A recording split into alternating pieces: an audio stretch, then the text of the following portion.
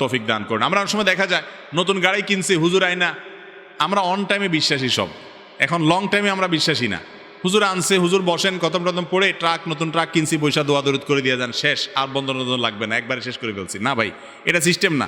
ট্রাকের গায়ে মাশাআল্লাহ তাবারাকাল্লাহ লিখে দেন, এবং বদনজরকারী যাতে দেখে ওইটা একটু পড়ে, ওইটা একবার যদি সে পড়ে যতই তাকাক বদনজর লাগবে না। তাহলে বদনজরের বিষয় আমাদের পরিষ্কার হয়েছে তো ইনশাআল্লাহ। এরপরে প্রশ্ন হলো, মা বাবার বদদোয়াও যে কবুল হয় তা যদি সংক্ষেপে বলতেন। মা বাবার বদদোয়াও কবুল হয় কি? মা বাবার বদদোয়া তো সবচেয়ে বেশি কবুল হয়। যাদের দোয়া বেশি কবুল হয় তাদের বদদোয়াও বেশি কবুল হয়। মা বাবার দোয়া হলো পৃথিবীর সবচেয়ে পাওয়ারফুল দোয়া। যে দোয়াগুলো আল্লাহ তাআলা ফিরিয়ে দেন না, সেই দোয়াগুলোর মধ্যে শীর্ষস্থানে আছে মা বাবার দোয়া। সন্তানের জন্য যদি দোয়া করে, সেই মা বাবার সাথে যদি কেউ বদদোয়া বেয়াদবি করে, মা বাবার হক নষ্ট করে, মনে কষ্ট দেয়, আল্লাহর জমিনে এর চাইতে বড় কপাল পোড়া আর হতে পারে না। মা বাবা বদদোয়া দিয়া মুখ দিয়া কিচ্ছু বলা লাগবে না, অন্তর থেকে শুধু দুঃখ প্রকাশ করবে, ব্যথা পাইছেন সেটার কথা অন্তরে তার হাজির হবে, এতেই বদদোয়া লেগে যাবে।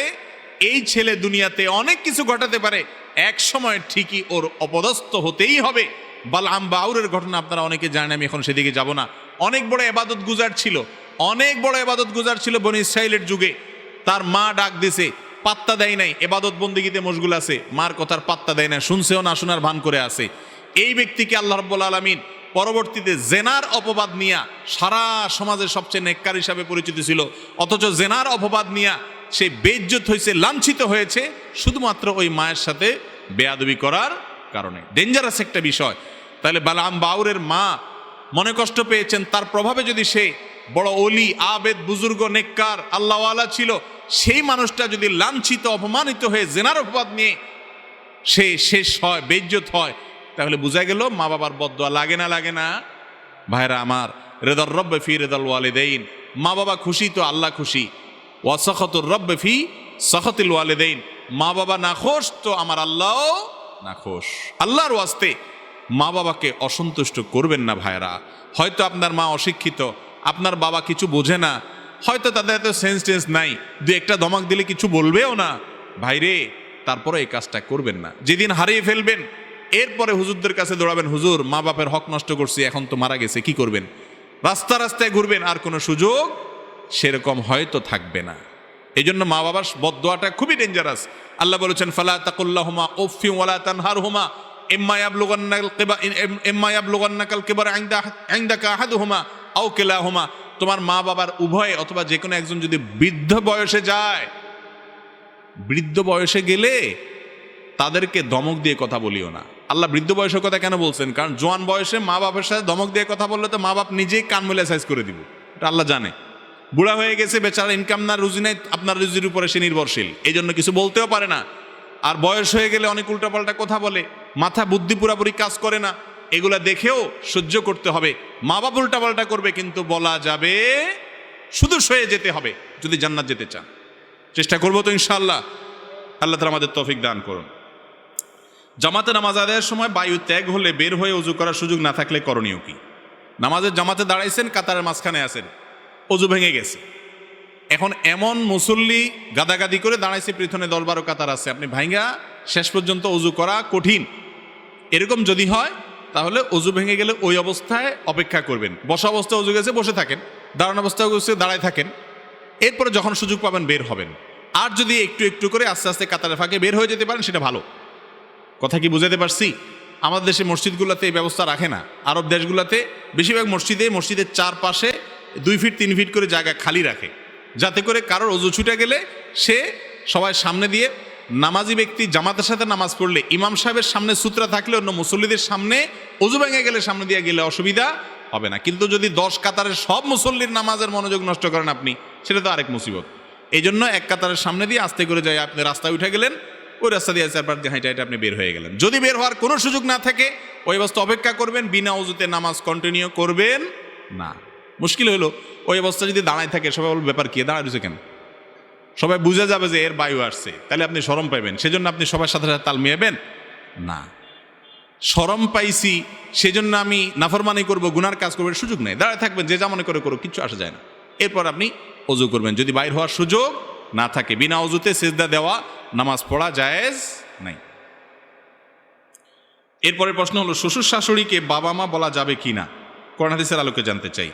শ্বশুর শাশুড়িকে বাবা মা বলা যাবে, কোনো অসুবিধা নেই, কারণ এটা আসল অর্থে বাবা মা বলা হয় না। আসল অর্থে বাবা মা বলা হয় না কেমনে বুঝলেন? আপনার কাছে একটা কাগজ দেওয়া হয়েছে, ফর্ম দেওয়া হয়েছে, তোমার নাম লেখো, আপনি লিখছেন, বাবার নাম লেখো, সেখানে কি কেউ শ্বশুরের নাম লেখে? কথা বলেন। মায়ের নামের ঘরে কেউ শাশুড়ির নাম লেখে? লেখে না।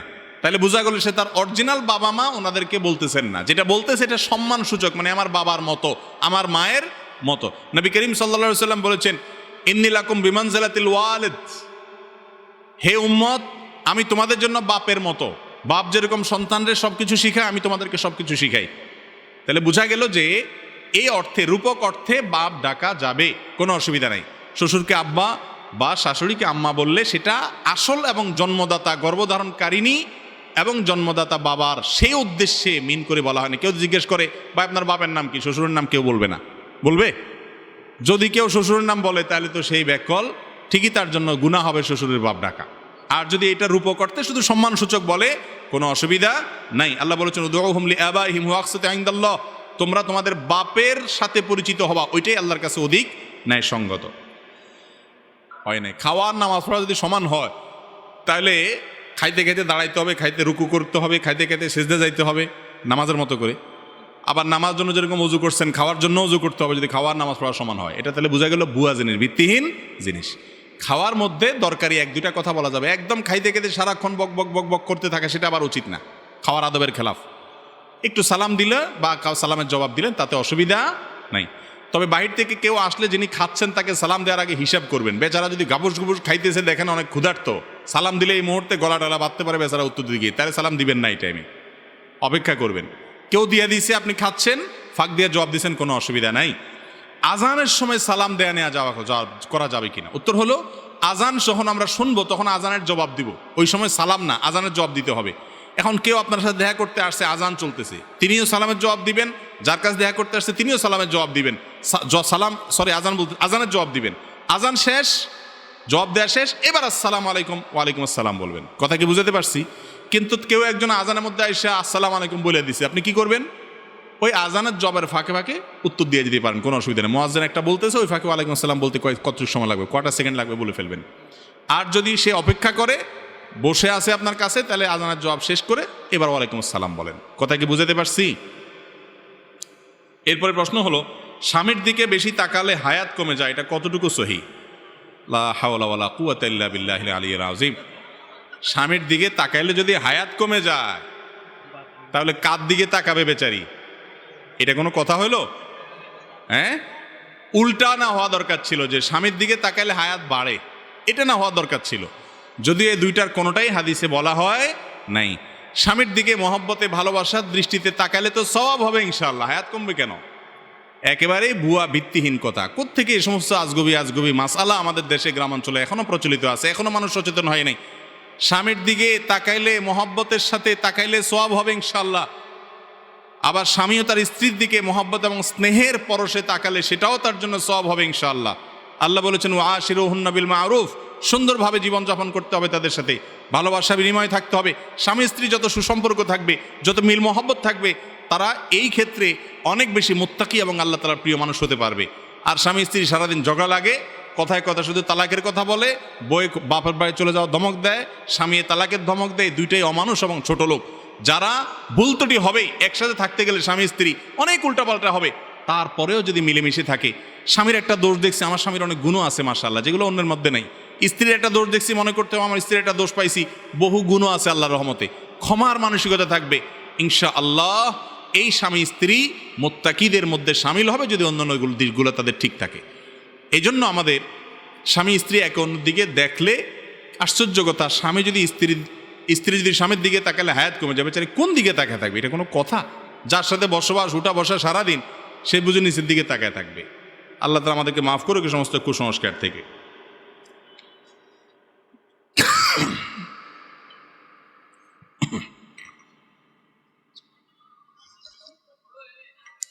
এরপরে প্রশ্ন হলো, নামাজে যাওয়ার আগে অনেকেই সিগারেট বিড়ি খেয়ে নামাজ আদায় করে, নামাজ আদায় হবে কিনা?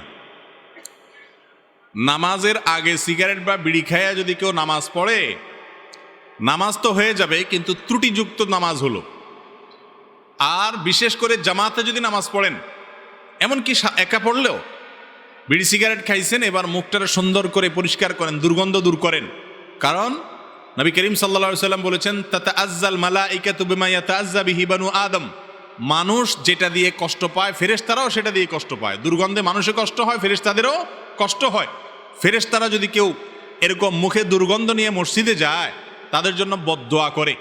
এই জন্য বিড়ি খাইছেন, সিগারেট খাইছেন, এক অন্যায় করছেন, এখন নামাজ না পড়লে তো ডবল অন্যায় হবে। অতএব এক অন্যায় করছেন, ওটার জন্য মাপ চেয়ে মুখ টুক ধুয়ে দুর্গন্ধ দূর করে তারপরে এবার মসজিদে যান। কথা কি বুঝাতে পারছি? কিন্তু বিড়ি সিগারেট খাইলে যে নামাজ হবে না এমন কোনো কথা নাই। হ্যাঁ, মাদকের ব্যাপারে বলা আছে, কেউ যদি মাদক আসক্ত হয় এবং নেশা হয় তাহলে তার 40 দিনের ইবাদত কবুল হবে না। বিড়ি সিগারেট এটা খাইলে তো নেশা তৈরি হয় না, এই জন্য হাদিস এখানে কার্যকর হবে না, ইবাদত কবুল হবে না এমন কথা নাই। কিন্তু মুখ পরিষ্কার করে কি করতে হবে? মসজিদে যেতে হবে। এরপরে প্রশ্ন হলো, স্বামী স্ত্রী সহবাসের পর গোসল না করলে সংসারের অকল্যাণ হয়। অনেকে গোসল না করে ঘরের কিছু ধরতে না করেন, এ বিষয়ে ইসলাম কি বলে? সন্দেহ নাই যে গোসল ফরজ হলে দেরি না করে দ্রুত যত অল্প সময় সম্ভব গোসল করে ফেলা উচিত। কারণ গোসল যখন মানুষের ফরজ হয় ওই সময়ে সে নানা কারণে আল্লাহর রহমত থেকে দূরে থাকে, নাপাক শরীর আছে। তো এই জন্য দ্রুততার সাথে যত অল্প সময় সম্ভব নাপাক দূর করে ফেলা উচিত। যদি কোনো কারণে অপেক্ষা করতে হয়, মাঝরাতে গোসল ফরজ হয়েছে, ভোর রাতে গোসল করবেন, নামাজের আগে আগে পরবর্তী নামাজের আগে যদি করেন অসুবিধা নাই, হয়ে যাবে। কিন্তু এই ক্ষেত্রে সুন্নাত হলো উজু করে নেওয়া। শুইবেন তাহলে উজু করে নেন, অন্য কাজ করবেন গোসলটা একটু পরে করবেন, 2 ঘন্টা পরে করবেন, তাহলে আগে উজু করে নেন, তারপর অন্য কাজ করেন, কোনো অসুবিধা নাই। এক্ষেত্রে আপনার গোসল না করে কিছু ধরতে দেয় না। মহিলাদের ব্যাপারে এই ফতোয়াটা বেশি, তাই না? পুরুষ বেটা শুয়া নাক টানতেছে 11টা পর্যন্ত, কেউ কিছু বলে না। ওই বেচারি কিছু ধরতে গেলেই বেয়াদব খবিশ গোসল কর, গোসল না করলে সব অকল্যাণ হবে। ওই বেটা যে খবিশ যে শুয়া রয়েছে সেটার উপরে কোনো মাথা ব্যথা নাই। আমার দেশে যত ভুল ভাল ফতোয়াবাজি সব মহিলাদের উপরে চড়ে, সব মহিলাদের উপরে। বাপের সম্পত্তি ছেলে নিলে কোনো অসুবিধা নাই, বরকত হবে। মেয়ে নিলে বলে বাপ দাদার সম্পত্তি মেয়েরা নিলে এটা সয় না, সয় না। কি মশলা বানাইছে দেখছেন? মহিলাদের সয় না, ওনার সয়। খাওয়ার জন্য একটা মশলা বানানিছে, আত্মসত্য করবে, বন্ডে দিবে না। তো আইডিয়া বাইর করছি কি এটা নিলে সয় না। একই বাপের সম্পদ, তুমি নিয়ে লাখপতি কোটিপতি হইতে পারবা মাশাআল্লাহ, ওই বেটি নিলে তার সইব না, তোমার সইছে কেমনে? এগুলা সব মহিলাদের বিরুদ্ধে। আমাদের সঙ্গে যে শিরক করে তাকে কখনো অন্তরের গভীরে জায়গা দিয়ে পরম আপন বানানোর সুযোগ নেই। তবে হ্যাঁ, ইসলামের সৌন্দর্য যেন সে দেখতে পারে, তার কাছে প্রকাশ হয়, সেই জন্য আপনি ব্যবস্থা অবশ্যই গ্রহণ করতে পারেন, আন্তরিকতা দেখাতে পারেন, একসাথে থাকা, খাওয়া, লেনদেন এগুলো করতে পারেন। এরপরে প্রশ্ন হলো, অনেক মহিলাই মাসিক অবস্থায় ঢালাওভাবে 7 দিন নামাজ পড়েন না। অনেকের ক্ষেত্রে দেখা যায় 5ম দিনে মাসিক বন্ধ হয়ে যায়। সেক্ষেত্রে কততম দিন থেকে সালাত আদায় করবেন? এটা আমাদের অনেক মা বোনদের ভুল কাজ। মাসিক থেকে তিনি পবিত্র হয়ে গেছেন, অলসতা করতেছেন যে অমুক ওয়াক্ত থেকে শুরু করব। মাসিক থেকে পবিত্র হয়ে গেছেন মাগরিবের পরে সন্ধ্যায়, এখন এশার জন্য আবার গা গোসল ধোবে, কষ্ট লাগে, অলসতা লাগে, তো ঠিক আছে কালকে জোহর থেকে পড়ব। রাত্রে সুস্থ হয়ে গেছে, ফজর সমার করেন। অনেক মা বোনরা এই কাজটা করেন, ভয়াবহ অপরাধ। ইচ্ছাকৃত ঠান্ডা মাথায় আপনি ফরজ নামাজ ত্যাগ করছেন। যদি কারোর মাসিক 5 দিনে বন্ধ হয়, তাহলে যেদিন বন্ধ হয়েছে, যে অক্ত বন্ধ হয়েছে তার পর থেকে তিনি নামাজ পড়া শুরু করতে হবে। তিনি 7 দিনের জন্য অপেক্ষা করলে 2 দিনের নামাজ তরককারী হিসাবে গুনাহগার হবেন। ইচ্ছাকৃত ঠান্ডা মাথায় নামাজ তরক করা এটা কুফরি, আল্লাহকে অস্বীকার করার শামিল। এই কাজ কোনো মুসলমান বোন বা ভাই কারোরই করা উচিত নয়। এরপরে প্রশ্ন হলো, খরগোশের গোশত খাওয়া কি জায়েজ আছে? খরগোশের গোশত খাওয়া জায়েজ আছে, এটাই প্রায় জমহুর সকল ইমামদের মত। নবী করিম সাল্লাল্লাহু আলাইহি সাল্লামের জন্য আনাস রাদিয়াল্লাহু তাআলা আনহু একটা খরগোশ শিকার করে আনছেন। শিকার করে আনার পর নবী করিম সাল্লাল্লাহু আলাইহি সাল্লাম সেখান থেকে খেয়েছেন। বোঝা গেল খরগোশের গোশত খাওয়া যাবে, যদি কেউ খেতে চায় খাবেন, আর যদি কারো রুচিতে না কুলায় তিনি না খাইলে অসুবিধা নেই, এটা তার ব্যাপার। কিন্তু শরীয়ত যেটাকে হালাল করছে ওইটাকে হারাম করা যাবে না। রিমাতু হারিমা মা আহাল্লাল্লাহু লাক, এটা হালাল। আপনার মনে চাইলে আপনি নাও খেতে পারেন, কারণ মনে চাইলে তিনি খাবেন। মুসাফার কোনো দোয়া আছে কিনা?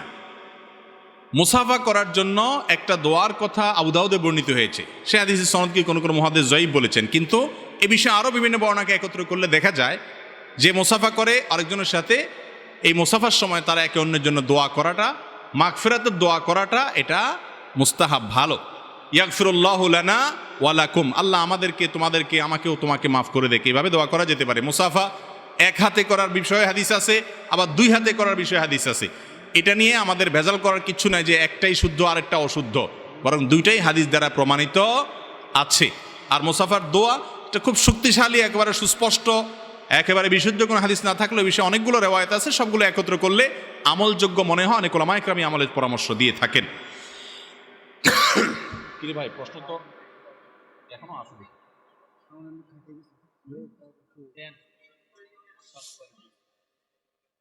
দেব আপনার ওয়াজ শুনতে বসে রয়েছে মানুষ, প্রশ্ন শুনবে কে? প্রশ্ন তো শুনেই চলে যাবে।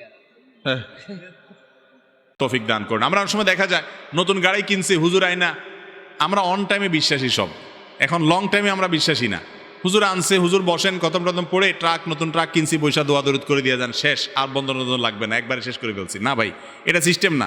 ট্রাকের গায়ে মাশাআল্লাহ তাবারাকাল্লাহ লিখে দেন, এবং বদনজরকারী যাতে দেখে ওইটা একটু পড়ে, ওইটা একবার যদি সে পড়ে, যতই তাকে এক বদনজর লাগবে না। তাহলে বদনজরের বিষয় আমাদের পরিষ্কার হয়েছে তো ইনশাআল্লাহ। এরপরে প্রশ্ন হলো, মা বাবার বদদোয়াও যে কবুল হয় তা যদি সংক্ষেপে বলতেন। মা বাবার বদদোয়াও কবুল হয় কি? মা বাবার বদদোয়া তো সবচেয়ে বেশি কবুল হয়। যাদের দোয়া বেশি কবুল হয় তাদের বদদোয়াও বেশি কবুল হয়। মা বাবার দোয়া হলো পৃথিবীর সবচেয়ে পাওয়ারফুল দোয়া। পাওয়ারফুল দোয়া, যে দোয়াগুলো আল্লাহ তাআলা ফিরিয়ে দেন না, সেই দোয়াগুলোর মধ্যে শীর্ষস্থানে আছে মা বাবার দোয়া। সন্তানের জন্য যদি দোয়া করে, সেই মা বাবার সাথে যদি কেউ বদদোয়া, বেয়াদবি করে, মা বাবার হক নষ্ট করে, মনে কষ্ট দেয়, আল্লাহর জমিনে এর চাইতে বড় কপাল পোড়া আর হতে পারে না। মা বাবা বদদোয়া দিয়া, মুখ দিয়া কিচ্ছু বলা লাগবে না, অন্তর থেকে শুধু দুঃখ প্রকাশ করবে, ব্যথা পাইছেন সেটার কথা অন্তরে তার হাজির হবে, এতেই বদদোয়া লেগে যাবে। এই ছেলে দুনিয়াতে অনেক কিছু ঘটাতে পারে, এক সময় ঠিকই ওর অপদস্থ হতেই হবে। বালআম বাউরের ঘটনা আপনারা অনেকে জানেন, আমি এখন সেদিকে যাব না। অনেক বড় ইবাদত গুজার ছিল, অনেক বড় ইবাদত গুজার ছিল বনি ইসরাইলের যুগে। তার মা ডাক দিছে, পাত্তা দেয় নাই, ইবাদত বন্দেগীতে মশগুল আছে, মার কথার পাত্তা দেয় না, শুনছেও না শোনার ভান করে আছে। এই ব্যক্তিকে আল্লাহ রাব্বুল আলামিন পরবর্তীতে জেনার অপবাদ নিয়া, সারা সমাজের সবচেয়ে নেককার হিসাবে পরিচিত ছিল, অথচ জেনার অপবাদ নিয়া সে বেইজ্জত হয়েছে, লাঞ্ছিত হয়েছে, শুধুমাত্র ওই মায়ের সাথে বেয়াদবি করার কারণে। ডেঞ্জারাস একটা বিষয়। তাহলে বালআম বাউরের মা মনে কষ্ট পেয়েছেন, তার প্রভাবে যদি সে বড় ওলি, আবেদ, বুজুর্গ, নেককার, আল্লাহওয়ালা ছিল, সেই মানুষটা যদি লাঞ্ছিত, অপমানিত হয়ে জেনার অপবাদ নিয়ে সে শেষ হয়, বেইজ্জত হয়, তাহলে বোঝা গেল মা বাবার বদদোয়া লাগে না, লাগে না? ভাইরা আমার, রেদার রব্বে ফি রেদাল ওয়ালিদাইন, মা বাবা খুশি তো আল্লাহ খুশি। ওয়া সাখাতুর রব্বে ফি সাখাতিল ওয়ালিদাইন, মা বাবা নাখোশ তো আমার আল্লাহ নাখোশ। আল্লাহর ওয়াস্তে মা বাবাকে অসন্তুষ্ট করবেন না ভাইরা। হয়তো আপনার মা অশিক্ষিত, আপনার বাবা কিছু বোঝে না, হয়তো তাদের এত সেন্স নাই, দু একটা ধমক দিলে কিছু বলবেও না, ভাইরে তারপরে এই কাজটা করবেন না। যেদিন হারিয়ে ফেলবেন, এরপরে হুজুরদের কাছে দৌড়াবেন, হুজুর মা বাপের হক নষ্ট করছি, এখন তো মারা গেছে, কি করবেন? রাস্তা রাস্তায় ঘুরবেন, আর কোনো সুযোগ সেরকম হয়তো থাকবে না। এই জন্য মা বাবার বদদোয়াটা খুবই ডেঞ্জারাস। আল্লাহ বলেছেন, ফালা তাকুল্লাহুমা উফফিন ওয়ালা তানহারহুমা ইম্মা ইয়াবলুগান্নাকাল কিবারা ইনদাকা আহাদুহুমা আও কিলাহুমা। তোমার মা বাবার উভয় অথবা যে কোনো একজন যদি বৃদ্ধ বয়সে যায়, বৃদ্ধ বয়সে গেলে তাদেরকে ধমক দিয়ে কথা বলিও না। আল্লাহ বৃদ্ধ বয়সের কথা কেন বলছেন? কারণ জোয়ান বয়সে মা বাবার সাথে ধমক দিয়ে কথা বললে তো মা বাপ নিজেই কান মেলে সাইজ করে দিব, এটা আল্লাহ জানে।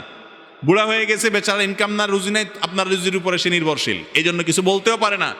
আর বয়স হয়ে গেলে অনেক উল্টাপাল্টা কথা বলে, মাথা বুদ্ধি পুরাপুরি কাজ করে না, এগুলা দেখেও সহ্য করতে হবে। মা বাপ উল্টাপাল্টা করবে, কিন্তু বলা যাবে, শুধু সয়ে যেতে হবে যদি জান্নাত যেতে চান। চেষ্টা করবো তো ইনশাআল্লাহ। আল্লাহ তাআলা আমাদের তৌফিক দান করুন। জামাতে নামাজ আদায়ের সময় বায়ু ত্যাগ হলে বের হয়ে ওযু করার সুযোগ না থাকলে করণীয় কি? নামাজের জামাতে দাঁড়াইছেন, কাতারের মাঝখানে আছেন, ওযু ভেঙে গেছে, এখন এমন মুসল্লি গাদাগাদি করে দাঁড়াইছে, পিছনে 10-12 কাতার আছে, আপনি ভাইঙ্গা শেষ পর্যন্ত ওযু করা কঠিন। এরকম যদি হয় তাহলে ওযু ভেঙে গেলে ওই অবস্থায় অপেক্ষা করবেন। বসা অবস্থায় ওযু গেছে, বসে থাকেন, দাঁড়ানো অবস্থায় গেছে, দাঁড়ায় থাকেন, এরপরে যখন সুযোগ পাবেন বের হবেন। আর যদি একটু একটু করে আস্তে আস্তে কাতারের ফাঁকে বের হয়ে যেতে পারেন সেটা ভালো। কথা কি বুঝাতে পারছি? আমাদের দেশে মসজিদগুলোতে এই ব্যবস্থা রাখে না। আরব দেশগুলোতে বেশিরভাগ মসজিদের চারপাশে 2 ফিট 3 ফিট করে জায়গা খালি রাখে, যাতে করে কারোর অজু ছুটে গেলে সে সবাই সামনে দিয়ে, নামাজি ব্যক্তি জামাতের সাথে নামাজ পড়লে ইমাম সাহেবের সামনে সূত্রা থাকলে অন্য মুসল্লিদের সামনে অজু ভেঙে গেলে সামনে দিয়ে গেলে অসুবিধা হবে না। কিন্তু যদি 10 কাতারের সব মুসল্লির নামাজের মনোযোগ নষ্ট করেন আপনি, সেটা তো আরেক মুসিবত। এই জন্য 1 কাতারের সামনে দিয়ে আস্তে করে যাই আপনি রাস্তায় উঠে গেলেন, ওই রাস্তা দিয়ে চারপাশ দিয়ে হাইটে হাইটে আপনি বের হয়ে গেলেন। যদি বের হওয়ার কোনো সুযোগ না থাকে ওই অবস্থা অপেক্ষা করবেন, বিনা অজুতে নামাজ কন্টিনিউ করবেন না। মুশকিল হলো ওই অবস্থা যদি দাঁড়ায় থাকে, সবাই বলবে ব্যাপার কি, দাঁড়ায় রয়েছে কেন? সবাই বুঝে যাবে যে এর বায়ু আসছে, তাহলে আপনি শরম পাইবেন। সেজন্য আপনি সবার সাথে সাথে তাল মিলাবেন না। শরম পাইছি সেজন্য আমি নাফরমানি করব, গুনার কাজ করবো, সুযোগ নেই। দাঁড়ায় থাকবেন, যে যা মনে করে করো, কিচ্ছু আসা যায় না। এরপর আপনি অজু করবেন। যদি বাইর হওয়ার সুযোগ না থাকে, বিনা অজুতে সিজদা দেওয়া নামাজ পড়া জায়েজ নাই। এরপরের প্রশ্ন হলো, শ্বশুর শাশুড়িকে বাবা মা বলা যাবে কি না? কোরআন হাদিসের আলোকে জানতে চাই। শ্বশুর শাশুড়িকে বাবা মা বলা যাবে, কোনো অসুবিধা নেই। কারণ এটা আসল অর্থে বাবা মা বলা হয় না। আসল অর্থে বাবা মা বলা হয় না কেমনে বুঝলেন? আপনার কাছে একটা কাগজ দেওয়া হয়েছে, ফর্ম দেওয়া হয়েছে, তোমার নাম লেখো, আপনি লিখছেন, বাবার নাম লেখো, সেখানে কি কেউ শ্বশুরের নাম লেখে? কথা বলেন। মায়ের নামের ঘরে কেউ শাশুড়ির নাম লেখে? লেখে না। তাহলে বোঝা গেল সে তার অরিজিনাল বাবা মা ওনাদেরকে বলতেছেন না। যেটা বলতেছে এটা সম্মান সূচক, মানে আমার বাবার মতো, আমার মায়ের মতো। নবী করিম সাল্লাল্লাহু আলাইহি ওয়াসাল্লাম বলেছেন, ইন্নী লাকুম বিমানজিলাতিল ওয়ালিদ, হে উম্মত, আমি তোমাদের জন্য বাপের মতো। বাপ যেরকম সন্তানদের সবকিছু শিখায়, আমি তোমাদেরকে সবকিছু শিখাই। তাহলে বোঝা গেল যে এই অর্থে, রূপক অর্থে বাপ ডাকা যাবে, কোনো অসুবিধা নাই। শ্বশুরকে আব্বা বা শাশুড়িকে আম্মা বললে সেটা আসল এবং জন্মদাতা গর্ভধারণকারিণী এবং জন্মদাতা বাবার সেই উদ্দেশ্যে মিন করে বলা হয়নি। কেউ জিজ্ঞেস করে, বা আপনার বাপের নাম কি? শ্বশুরের নাম কেউ বলবে না। বলবে? যদি কেউ শ্বশুরের নাম বলে তাহলে তো সেই ব্যাকল, ঠিকই তার জন্য গুনাহ হবে শ্বশুরের বাপ ডাকা। আর যদি এটা রূপক অর্থে শুধু সম্মানসূচক বলে, কোনো অসুবিধা নাই। আল্লাহ বলেছেন, উদউহুম লিআবাইহিম হুয়া আকসাতু ইনদাল্লাহ, তোমরা তোমাদের বাপের সাথে পরিচিত হবা, ওইটাই আল্লাহর কাছে অধিক ন্যায়সঙ্গত। হয় নাই খাওয়ার নামাজ পড়া যদি সমান হয়, তাহলে খাইতে খাইতে দাঁড়াইতে হবে, খাইতে রুকু করতে হবে, খাইতে খাইতে সিজদা যাইতে হবে নামাজের মতো করে। আবার নামাজ জন্য যেরকম উজু করছেন, খাওয়ার জন্য উজু করতে হবে, যদি খাওয়ার নামাজ পড়া সমান হয়। এটা তাহলে বোঝা গেল ভুয়া জিনিস, ভিত্তিহীন জিনিস। খাওয়ার মধ্যে দরকারি 1-2টা কথা বলা যাবে, একদম খাইতে খেতে সারাক্ষণ বক বক বক বক করতে থাকে, সেটা আবার উচিত না, খাওয়ার আদবের খেলাফ। একটু সালাম দিলে বা সালামের জবাব দিলেন, তাতে অসুবিধা নাই। তবে বাহির থেকে কেউ আসলে যিনি খাচ্ছেন তাকে সালাম দেওয়ার আগে হিসাব করবেন। বেচারা যদি গাবুস গুবুস খাইতেছে, দেখেন অনেক ক্ষুধার্ত, সালাম দিলে এই মুহূর্তে গলা টলা বাঁধতে পারে বেচারা উত্তর দিকে, তাহলে সালাম দিবেন না, এই টাইমে অপেক্ষা করবেন। কেউ দিয়ে দিয়েছে, আপনি খাচ্ছেন, ফাঁক দিয়ে জবাব দিচ্ছেন, কোনো অসুবিধা নাই। আজানের সময় সালাম দেয়া নেওয়া যাওয়া করা যাবে কিনা? উত্তর হলো, আজান যখন আমরা শুনবো তখন আজানের জবাব দিব, ওই সময় সালাম না, আজানের জবাব দিতে হবে। এখন কেউ আপনার সাথে দেখা করতে আসছে, আজান চলতেছে, তিনিও সালামের জবাব দিবেন। যার কাছে দেখা করতে আসছে তিনিও সালামের জবাব দিবেন। আজানের জবাব দিবেন। আজান শেষ, জবাব দেওয়া শেষ, এবার আসসালামু আলাইকুম, ওয়ালাইকুম আসসালাম বলবেন। কথা কি বুঝাতে পারছি? কিন্তু কেউ একজন আজানের মধ্যে এসে আসসালামু আলাইকুম বলে দিছে, আপনি কি করবেন? ওই আজানের জবের ফাঁকে ফাঁকে উত্তর দিয়ে দিতে পারেন, কোনো অসুবিধা নেই। মুয়াজ্জিন একটা বলতেছে, ওই ফাঁকে ওয়ালাইকুম আসসালাম বলতে কত সময় লাগবে, কটা সেকেন্ড লাগবে বলে ফেলবেন। আর যদি সে অপেক্ষা করে বসে আছে আপনার কাছে, তাহলে আজানের জবাব শেষ করে এবার ওয়ালাইকুম আসসালাম বলেন। কথা কি বুঝাতে পারছি? এরপরে প্রশ্ন হলো, স্বামীর দিকে বেশি তাকালে হায়াত কমে যায়, এটা কতটুকু সহি? লা হাওলা ওয়ালা কুওয়াতা ইল্লা বিল্লাহিল আলিয়্যিল আযীম। স্বামীর দিকে তাকাইলে যদি হায়াত কমে যায়, তাহলে কার দিকে তাকাবে বেচারি? এটা কোনো কথা হলো? হ্যাঁ, উল্টা না হওয়া দরকার ছিল, যে স্বামীর দিকে তাকাইলে হায়াত বাড়ে, এটা না হওয়া দরকার ছিল। যদি এই দুইটার কোনোটাই হাদিসে বলা হয় নাই। স্বামীর দিকে মহব্বতে ভালোবাসার দৃষ্টিতে তাকাইলে তো সওয়াব হবে ইনশাআল্লাহ, হায়াত কমবে কেন? একেবারেই ভুয়া, ভিত্তিহীন কথা। কোত্থেকে এই সমস্ত আজগবি মাসআলা আমাদের দেশে গ্রামাঞ্চলে এখনো প্রচলিত আছে, এখনো মানুষ সচেতন হয় নাই। স্বামীর দিকে তাকাইলে, মহব্বতের সাথে তাকাইলে সওয়াব হবে ইনশাআল্লাহ। আবার স্বামীও তার স্ত্রীর দিকে মহব্বত এবং স্নেহের পরশে তাকালে সেটাও তার জন্য সওয়াব হবে ইনশাআল্লাহ। আল্লাহ বলেছেন, ওয়াশিরুহুন্না বিল মারুফ, সুন্দরভাবে জীবনযাপন করতে হবে, তাদের সাথে ভালোবাসা বিনিময় থাকতে হবে। স্বামী স্ত্রী যত সুসম্পর্ক থাকবে, যত মিল মহব্বত থাকবে, তারা এই ক্ষেত্রে অনেক বেশি মুত্তাকি এবং আল্লাহ তাআলার প্রিয় মানুষ হতে পারবে। আর স্বামী স্ত্রী সারাদিন ঝগড়া লাগে, কথায় কথা শুধু তালাকের কথা বলে, বই বাপের বাড়ি চলে যাওয়া ধমক দেয়, স্বামী তালাকের ধমক দেয়, দুইটাই অমানুষ এবং ছোট লোক। যারা ভুল ত্রুটি হবেই, একসাথে থাকতে গেলে স্বামী স্ত্রী অনেক উল্টাপাল্টা হবে, তারপরেও যদি মিলেমিশে থাকে, স্বামীর একটা দোষ দেখছি, আমার স্বামীর অনেক গুণও আছে মাশাআল্লাহ, যেগুলো অন্যের মধ্যে নাই। স্ত্রীর একটা দোষ দেখছি, মনে করতে হবে আমার স্ত্রীর একটা দোষ পাইছি, বহু গুণও আছে আল্লাহর রহমতে, ক্ষমার মানসিকতা থাকবে, ইনশাআল্লাহ এই স্বামী স্ত্রী মুত্তাকিদের মধ্যে শামিল হবে যদি অন্যান্য দিকগুলো তাদের ঠিক থাকে। এই জন্য আমাদের স্বামী স্ত্রী একে অন্য দিকে দেখলে আশ্চর্য কথা, স্বামী যদি স্ত্রী যদি স্বামীর দিকে তাকালে হায়াত কমে যাবে, চাই কোন দিকে তাকায় থাকবে? এটা কোনো কথা? যার সাথে বসবাস উঠা বসা সারাদিন, সে বুঝে নিচের দিকে তাকায় থাকবে। আল্লাহ তাআলা আমাদেরকে মাফ করুক এই সমস্ত কুসংস্কার থেকে।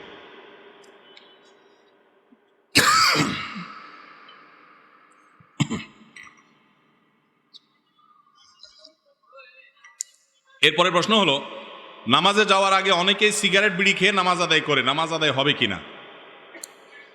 নামাজের আগে সিগারেট বা বিড়ি খেয়ে যদি কেউ নামাজ পড়ে, নামাজ তো হয়ে যাবে, কিন্তু ত্রুটিযুক্ত নামাজ হলো। আর বিশেষ করে জামাতে যদি নামাজ পড়েন, এমনকি একা পড়লেও বিড়ি সিগারেট খাইছেন, এবার মুখটারে সুন্দর করে পরিষ্কার করেন, দুর্গন্ধ দূর করেন। কারণ নবী করিম সাল্লাল্লাহু আলাইহি ওয়াসাল্লাম বলেছেন, তাতাআজ্জাল মালাইকাতু বিমা ইয়াতাআজ্জা বিহি বানু আদম। মানুষ যেটা দিয়ে কষ্ট পায়, ফেরেশতারাও সেটা দিয়ে কষ্ট পায়। দুর্গন্ধে মানুষের কষ্ট হয়, ফেরেশতাদেরও কষ্ট হয়। ফেরেশতারা যদি কেউ এরকম মুখে দুর্গন্ধ নিয়ে মসজিদে যায়, তাদের জন্য বদদোয়া করে। এই জন্য বিড়ি খাইছেন, সিগারেট খাইছেন, এক অন্যায় করছেন, এখন নামাজ না পড়লে তো ডবল অন্যায় হবে। অতএব এক অন্যায় করছেন, ওটার জন্য মাপ চেয়ে মুখ টুক ধুয়ে দুর্গন্ধ দূর করে তারপরে এবার মসজিদে যান। কথা কি বুঝাতে পারছি? কিন্তু বিড়ি সিগারেট খাইলে যে নামাজ হবে না এমন কোনো কথা নাই। হ্যাঁ, মাদকের ব্যাপারে বলা আছে, কেউ যদি মাদক আসক্ত হয় এবং নেশা হয়, তাহলে তার 40 দিনের ইবাদত কবুল হবে না। বিড়ি সিগারেট এটা খাইলে তোর নেশা তৈরি হয় না, এই জন্য হাদিস এখানে কার্যকর হবে না, ইবাদত কবুল হবে না এমন কথা নাই। কিন্তু মুখ পরিষ্কার করে কি করতে হবে? মসজিদে যেতে হবে। এরপরে প্রশ্ন হলো, স্বামী স্ত্রী সহবাসের পর গোসল না করলে সংসারের অকল্যাণ হয়। অনেকে গোসল না করে ঘরের কিছু ধরতে না করেন, এ বিষয়ে ইসলাম কি বলে? সন্দেহ নাই যে গোসল ফরজ হলে দেরি না করে দ্রুত যত অল্প সময় সম্ভব গোসল করে ফেলা উচিত। কারণ গোসল যখন মানুষের ফরজ হয়, ওই সময়ে সে নানা কারণে আল্লাহর রহমত থেকে দূরে থাকে, নাপাক শরীর আছে। তো এই জন্য দ্রুততার সাথে যত অল্প সময় সম্ভব নাপাক দূর করে ফেলা উচিত। যদি কোনো কারণে অপেক্ষা করতে হয়, মাঝরাতে গোসল ফরজ হয়েছে, ভোর রাতে গোসল করবেন, নামাজের আগে আগে, পরবর্তী নামাজের আগে যদি করেন অসুবিধা নাই, হয়ে যাবে। কিন্তু এক্ষেত্রে সুন্নাত হলো উজু করে নেওয়া। শুইবেন তাহলে উজু করে নেন, অন্য কাজ করবেন গোসলটা একটু পরে করবেন, 2 ঘন্টা পরে করবেন, তাহলে আগে উজু করে নেন, তারপর অন্য কাজ করেন, কোনো অসুবিধা নাই। এক্ষেত্রে আপনার গোসল না করে কিছু ধরতে দেয় না। মহিলাদের ব্যাপারে এই ফতোয়াটা বেশি, তাই না? পুরুষ বেটা শুয়া নাক টানতেছে 11টা পর্যন্ত, কেউ কিছু বলে না। ওই বেচারি কিছু ধরতে গেলেই বেয়াদব খবিশ গোসল কর, গোসল না করলে সব অকল্যাণ হবে। ওই বেটা যে খবিশ যে শুয়া রয়েছে সেটার উপরে কোনো মাথা ব্যথা নাই। আমার দেশে যত ভুল ভাল ফতোয়াবাজি সব মহিলাদের উপরে চড়ে, সব মহিলাদের উপরে। বাপের সম্পত্তি ছেলে নিলে কোনো অসুবিধা নাই, বরকত হবে। মেয়ে নিলে বলে বাপ দাদার সম্পত্তি মেয়েরা নিলে এটা সয় না, সয় না। কি মশলা বানাইছে দেখছেন? মহিলাদের সয় না, ওনার সয়। খাওয়ার জন্য একটা মশলা বানানিছে, আর আত্মসাত্য করবে, বন্ডে দিবে না। তো আইডিয়া বাইর করছি কি, এটা নিলে সয় না। একই বাপের সম্পদ তুমি নিয়ে লাখপতি কোটিপতি হইতে পারবা মাশাআল্লাহ, ওই বেটি নিলে তার সইব না, তোমার সইছে কেমনে? এগুলা সব মহিলাদের বিরুদ্ধে। আমাদের সঙ্গে যে শিরক করে তাকে কখনো অন্তরের গভীরে জায়গা দিয়ে পরম আপন বানানোর সুযোগ নেই। তবে হ্যাঁ, ইসলামের সৌন্দর্য যেন সে দেখতে পারে, তার কাছে প্রকাশ হয়, সেই জন্য আপনি ব্যবস্থা অবশ্যই গ্রহণ করতে পারেন, আন্তরিকতা দেখাতে পারেন, একসাথে থাকা খাওয়া লেনদেন এগুলো করতে পারেন। এরপরে প্রশ্ন হলো, অনেক মহিলাই মাসিক অবস্থায় ঢালাওভাবে 7 দিন নামাজ পড়েন না। অনেকের ক্ষেত্রে দেখা যায় 5ম দিনে মাসিক বন্ধ হয়ে যায়। সেক্ষেত্রে কততম দিন থেকে সালাত আদায় করবেন? এটা আমাদের অনেক মা বোনদের ভুল কাজ। মাসিক থেকে তিনি পবিত্র হয়ে গেছেন, অলসতা করতেছেন যে অমুক ওয়াক্ত থেকে শুরু করব। মাসিক থেকে পবিত্র হয়ে গেছেন মাগরিবের পরে সন্ধ্যায়, এখন এশার জন্য আবার গা গোসল ধোবে, কষ্ট লাগে, অলসতা লাগে, তো ঠিক আছে কালকে জোহর থেকে পড়বো। রাত্রে সুস্থ হয়ে গেছে, ফজর সময় করেন। অনেক মা বোনরা এই কাজটা করেন, ভয়াবহ অপরাধ। ইচ্ছাকৃত ঠান্ডা মাথায় আপনি ফরজ নামাজ ত্যাগ করছেন।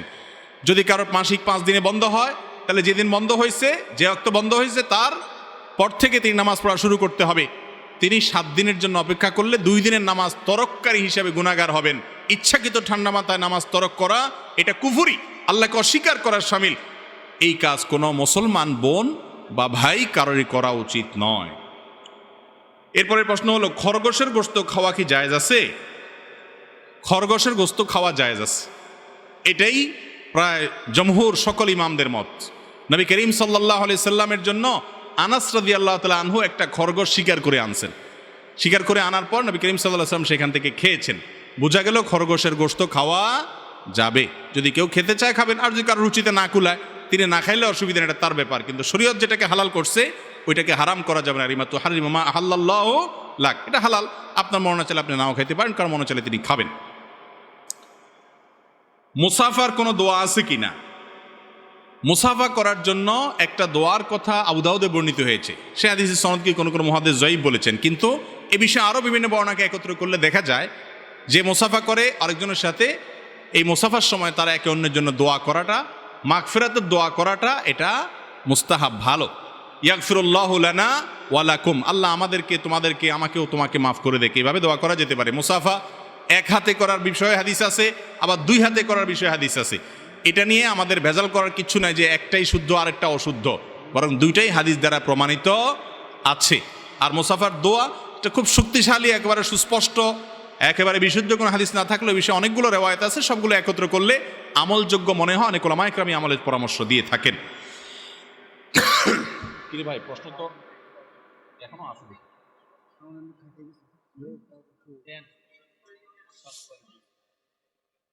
দেব আপনার ওয়াজ শুনতে বসে রয়েছে মানুষ, প্রশ্ন শুনবে কে? সব প্রশ্ন উত্তর শুনেই চলে যাবে আর। তৌফিক দান করুন। আমরা অনেক সময় দেখা যায় নতুন গাড়ি কিনছি, হুজুর আইনা, আমরা অন টাইমে বিশ্বাসী সব, এখন লং টাইমে আমরা বিশ্বাসী না। হুজুর আনছে, হুজুর বসেন, খতম টতম পড়ে ট্রাক, নতুন ট্রাক কিনছি, পয়সা দোয়া দরুদ করে দিয়ে যান, শেষ, আর বন্ধন লাগবে না, একবারে শেষ করে ফেলছি। না ভাই, এটা সিস্টেম না।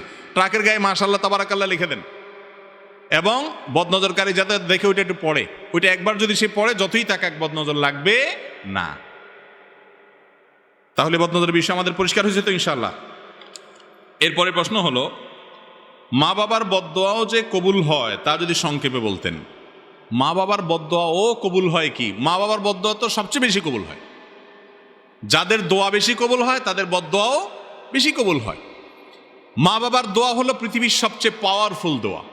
পাওয়ারফুল দোয়া, যে দোয়াগুলো আল্লাহ তাআলা ফিরিয়ে দেন না, সেই দোয়াগুলোর মধ্যে শীর্ষস্থানে আছে মা বাবার দোয়া। সন্তানের জন্য যদি দোয়া করে, সেই মা বাবার সাথে যদি কেউ বদদোয়া, বেয়াদবি করে, মা বাবার হক নষ্ট করে, মনে কষ্ট দেয়, আল্লাহর জমিনে এর চাইতে বড় কপাল পোড়া আর হতে পারে না। মা বাবা বদদোয়া দিয়া, মুখ দিয়া কিচ্ছু বলা লাগবে না, অন্তর থেকে শুধু দুঃখ প্রকাশ করবে, ব্যথা পাইছেন সেটার কথা অন্তরে তার হাজির হবে, এতেই বদদোয়া লেগে যাবে। এই ছেলে দুনিয়াতে অনেক কিছু ঘটাতে পারে, এক সময় ঠিকই ওর অপদস্থ হতেই হবে। বালআম বাউরের ঘটনা আপনারা অনেকে জানেন, আমি এখন সেদিকে যাব না। অনেক বড় ইবাদত গুজার ছিল, অনেক বড় ইবাদত গুজার ছিল বনি ইসরাইলের যুগে। তার মা ডাক দিছে, পাত্তা দেয় নাই, ইবাদত বন্দেগীতে মশগুল আছে, মার কথার পাত্তা দেয় না, শুনছেও না, শোনার ভান করে আছে। এই ব্যক্তিকে আল্লাহ রাব্বুল আলামিন পরবর্তীতে জেনার অপবাদ নিয়া, সারা সমাজের সবচেয়ে নেককার হিসাবে পরিচিত ছিল, অথচ জেনার অপবাদ নিয়া সে বেইজ্জত হয়েছে, লাঞ্ছিত হয়েছে, শুধুমাত্র ওই মায়ের সাথে বেয়াদবি করার কারণে। ডেঞ্জারাস একটা বিষয়। তাহলে বালআম বাউরের মা মনে কষ্ট পেয়েছেন, তার প্রভাবে যদি সে বড় ওলি, আবেদ, বুজুর্গ, নেককার, আল্লাহওয়ালা ছিল, সেই মানুষটা যদি লাঞ্ছিত, অপমানিত হয়ে জেনার অপবাদ নিয়ে সে শেষ হয়, বেইজ্জত হয়, তাহলে বোঝা গেল মা বাবার বদদোয়া লাগে না, লাগে না? ভাইরা আমার, রেদার রব্বে ফি রেদাল ওয়ালিদাইন, মা বাবা খুশি তো আল্লাহ খুশি। ওয়া সাখাতুর রব্বে ফি সাখাতিল ওয়ালিদাইন, মা বাবা নাখোশ তো আমার আল্লাহ নাখোশ। আল্লাহর ওয়াস্তে মা বাবাকে অসন্তুষ্ট করবেন না ভাইরা। হয়তো আপনার মা অশিক্ষিত, আপনার বাবা কিছু বোঝে না, হয়তো তাদের এত সেন্স নাই, দু একটা ধমক দিলে কিছু বলবেও না, ভাইরে তারপরে এই কাজটা করবেন না। যেদিন হারিয়ে ফেলবেন, এরপরে হুজুরদের কাছে দৌড়াবেন, হুজুর মা বাপের হক নষ্ট করছি, এখন তো মারা গেছে, কি করবেন? রাস্তা রাস্তায় ঘুরবেন, আর কোনো সুযোগ সেরকম হয়তো থাকবে না। এই জন্য মা বাবার বদদোয়াটা খুবই ডেঞ্জারাস। আল্লাহ বলেছেন, ফালা তাকুল্লাহুমা উফফিন ওয়ালা তানহারহুমা ইম্মা ইয়াবলুগান্নাকাল কিবার ইনদাকা আহাদুহুমা আও কিলাহুমা। তোমার মা বাবার উভয় অথবা যে কোনো একজন যদি বৃদ্ধ বয়সে যায়, বৃদ্ধ বয়সে গেলে তাদেরকে ধমক দিয়ে কথা বলিও না। আল্লাহ বৃদ্ধ বয়সের কথা কেন বলছেন? কারণ জোয়ান বয়সে মা বাপের সাথে ধমক দিয়ে কথা বললে তো মা বাপ নিজেই কান মেলে সাইজ করে দিব, এটা আল্লাহ জানে।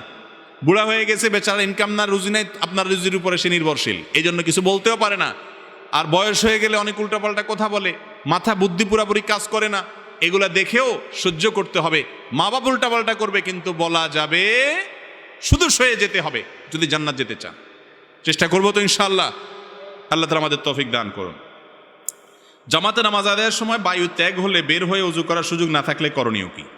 নামাজের জামাতে দাঁড়াইছেন, কাতারের মাঝখানে আছেন, ওযু ভেঙে গেছে, এখন এমন মুসল্লি গাদাগাদি করে দাঁড়াইছে, পিছনে 10-12 কাতার আছে, আপনি ভাইঙ্গা শেষ পর্যন্ত ওযু করা কঠিন। এরকম যদি হয় তাহলে ওযু ভেঙে গেলে ওই অবস্থায় অপেক্ষা করবেন। বসা অবস্থায় ওযু গেছে, বসে থাকেন, দাঁড়ানো অবস্থায় গেছে, দাঁড়ায় থাকেন, এরপরে যখন সুযোগ পাবেন বের হবেন। আর যদি একটু একটু করে আস্তে আস্তে কাতারের ফাঁকে বের হয়ে যেতে পারেন, সেটা ভালো। কথা কি বুঝাতে পারছি? আমাদের দেশে মসজিদগুলোতে এই ব্যবস্থা রাখে না।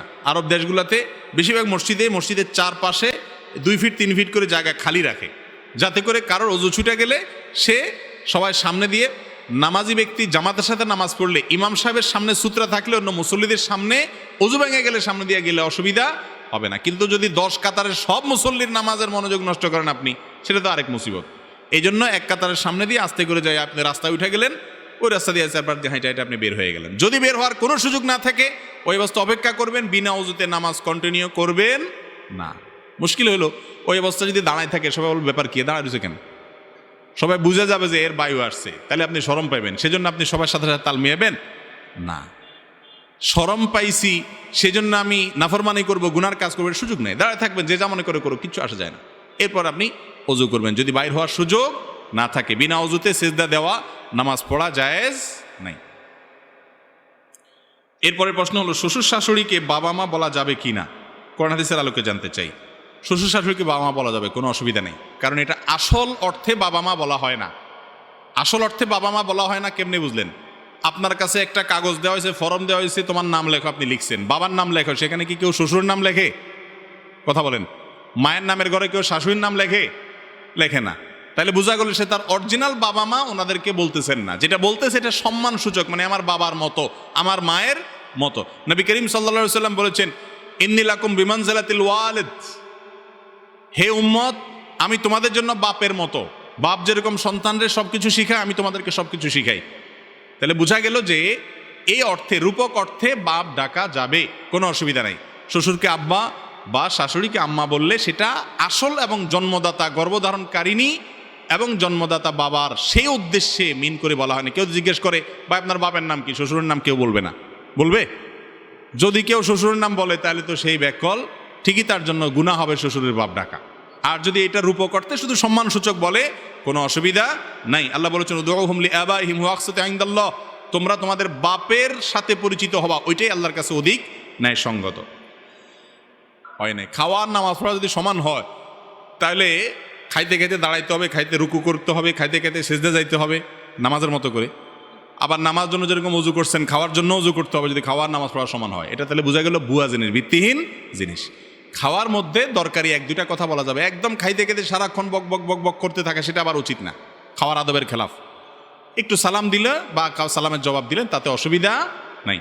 তবে বাহির থেকে কেউ আসলে যিনি খাচ্ছেন তাকে সালাম দেওয়ার আগে হিসাব করবেন। বেচারা যদি গাবুস গুবুস খাইতেছে, দেখেন অনেক ক্ষুধার্ত, সালাম দিলে এই মুহূর্তে গলা টলা বাঁধতে পারে বেচারা উত্তর দিতে গিয়ে, তাহলে সালাম দিবেন না, এই টাইমে অপেক্ষা করবেন। কেউ দিয়ে দিয়েছে, আপনি খাচ্ছেন, ফাঁক দিয়ে জবাব দিচ্ছেন, কোনো অসুবিধা নাই। আজানের সময় সালাম দেয়া নেওয়া যাওয়া করা যাবে কিনা? উত্তর হলো, আজান যখন আমরা শুনবো তখন আজানের জবাব দিব, ওই সময় সালাম না, আজানের জবাব দিতে হবে। এখন কেউ আপনার সাথে দেখা করতে আসছে, আজান চলতেছে, তিনিও সালামের জবাব দিবেন, যার কাছে দেখা করতে আসছে তিনিও সালামের জবাব দিবেন, আজানের জবাব দিবেন। আজান শেষ, জবাব দেওয়া শেষ, এবার আসসালামু আলাইকুম, ওয়ালাইকুম আসসালাম বলবেন। কথা কি বুঝাতে পারছি? কিন্তু কেউ একজন আজানের মধ্যে এসে আসসালামু আলাইকুম বলে দিছে, আপনি কি করবেন? ওই আজানের জবের ফাঁকে ফাঁকে উত্তর দিয়ে দিতে পারেন, কোনো অসুবিধা নেই। মুয়াজ্জিন একটা বলতেছে, ওই ফাঁকে ওয়ালাইকুম আসসালাম বলতে কতটুকু সময় লাগবে, কটা সেকেন্ড লাগবে বলে ফেলবেন।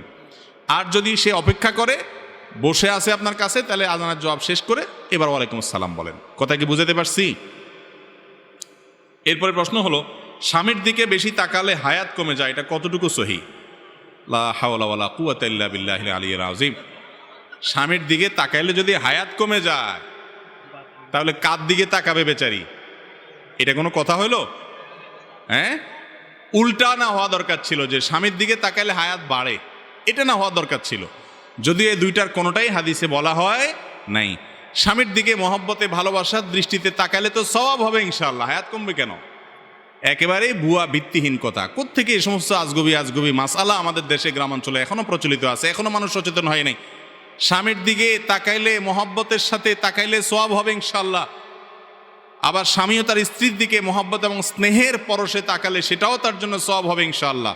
আল্লাহ বলেছেন ওয়াশিরুহুন্না বিল মারুফ, সুন্দরভাবে জীবনযাপন করতে হবে, তাদের সাথে ভালোবাসা বিনিময় থাকতে হবে। স্বামী স্ত্রী যত সুসম্পর্ক থাকবে, যত মিল মহব্বত থাকবে, তারা এই ক্ষেত্রে অনেক বেশি মুত্তাকি এবং আল্লাহ তাআলার প্রিয় মানুষ হতে পারবে। আর স্বামী স্ত্রী সারাদিন ঝগড়া লাগে, কথায় কথা শুধু তালাকের কথা বলে, বই বাপের বাড়ি চলে যাওয়ার ধমক দেয়, স্বামী তালাকের ধমক দেয়, দুইটাই অমানুষ এবং ছোট লোক। যারা ভুল ত্রুটি হবেই, একসাথে থাকতে গেলে স্বামী স্ত্রী অনেক উল্টাপাল্টা হবে, তারপরেও যদি মিলেমিশে থাকে। স্বামীর একটা দোষ দেখছি, আমার স্বামীর অনেক গুণও আছে মাশাআল্লাহ, যেগুলো অন্যের মধ্যে নেই। স্ত্রীর একটা দোষ দেখছি, মনে করতে হবে আমার স্ত্রীর একটা দোষ পাইছি, বহু গুণও আছে আল্লাহর রহমতে। ক্ষমার মানসিকতা থাকবে ইনশাআল্লাহ, এই স্বামী স্ত্রী মুত্তাকিদের মধ্যে শামিল হবে যদি অন্যান্য দিকগুলো তাদের ঠিক থাকে। এই জন্য আমাদের স্বামী স্ত্রী একে অন্যের দিকে দেখলে আশ্চর্য কথা, স্বামী যদি স্ত্রী যদি স্বামীর দিকে তাকালে হায়াত কমে যাবে, চাই কোন দিকে তাকায় থাকবে? এটা কোনো কথা? যার সাথে বসবাস উঠা বসা সারাদিন, সে বুঝে নিচের দিকে তাকায় থাকবে। আল্লাহ তাআলা আমাদেরকে মাফ করুক এই সমস্ত কুসংস্কার থেকে।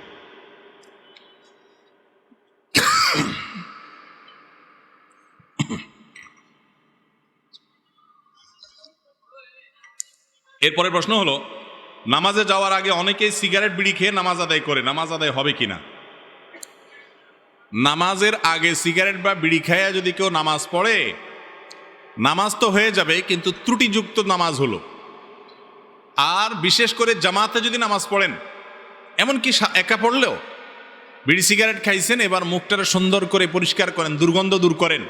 কারণ নবী করিম সাল্লাল্লাহু আলাইহি ওয়াসাল্লাম বলেছেন, তাতাআজ্জাল মালাইকাতু বিমা ইয়াতাআজ্জা বিহি বানু আদম, মানুষ যেটা দিয়ে কষ্ট পায় ফেরেশতারাও সেটা দিয়ে কষ্ট পায়। দুর্গন্ধে মানুষের কষ্ট হয়, ফেরেশতাদেরও কষ্ট হয়। ফেরেশতারা যদি কেউ এরকম মুখে দুর্গন্ধ নিয়ে মসজিদে যায়, তাদের জন্য বদদোয়া করে। এই জন্য বিড়ি খাইছেন, সিগারেট খাইছেন, এক অন্যায় করছেন, এখন নামাজ না পড়লে তো ডবল অন্যায় হবে। অতএব এক অন্যায় করছেন, ওটার জন্য মাপ চেয়ে মুখ টুক ধুয়ে দুর্গন্ধ দূর করে তারপরে এবার মসজিদে যান। কথা কি বুঝাতে পারছি? কিন্তু বিড়ি সিগারেট খাইলে যে নামাজ হবে না এমন কোনো কথা নাই।